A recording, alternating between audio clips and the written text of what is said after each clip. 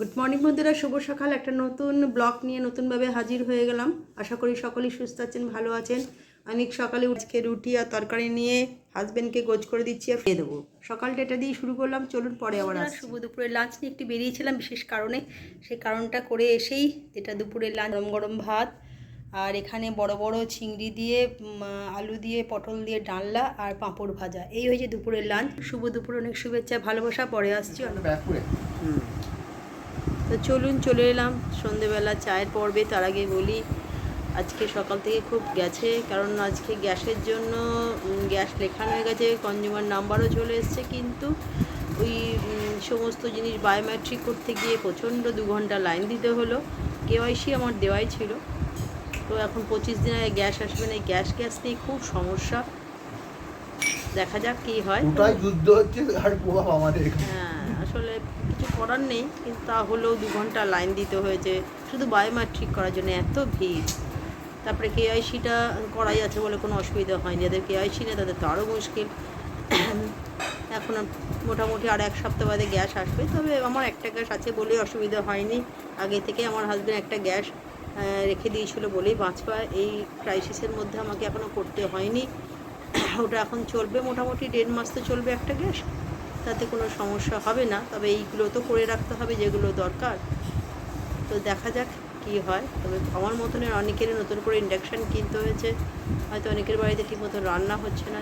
টিভিতে দেখছি, মোবাইলে দেখছি যে হোটেলগুলো বন্ধ হয়ে যাওয়ার জোগাড় ঠিক মতন হচ্ছে না। এমনকি দাদা বৌদির বিরিয়ানি নাকি দেখলাম বন্ধ হয়ে যাওয়ার ব্যাপারে। সে যাই হোক, প্রত্যেকেরই চাপের ব্যাপার আছে।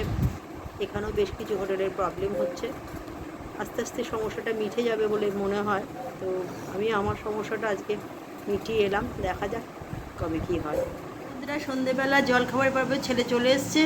ওর জন্য যেটা একটু এনে দিয়েছি সেটা হচ্ছে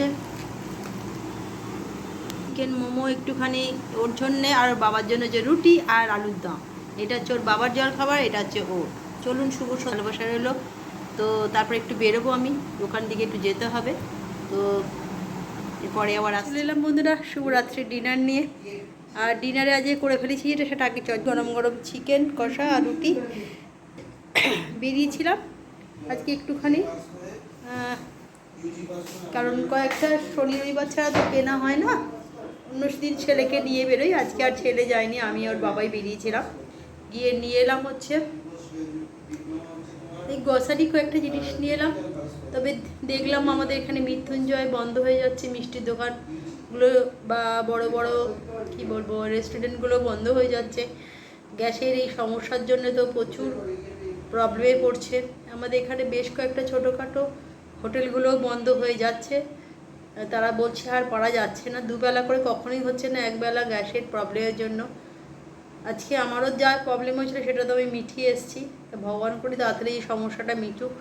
প্রত্যেকের বাড়িতে অনেকেই বেশিরভাগ ইন্ডাকশান কিনে সেতে কাজ চালাচ্ছে, কিন্তু এটা তো কোনো রকম সলিউশন নয়, চলছে। তার জন্য বাসন কোসন আলাদা চাই, সবার পক্ষে তো সেগুলো সম্ভব নয়। তো চলুন, যেটা ঠিক হয়ে যাক এটাই চাইবো। শুভরাত্রি, শুভেচ্ছার ভালোবাসা রইল।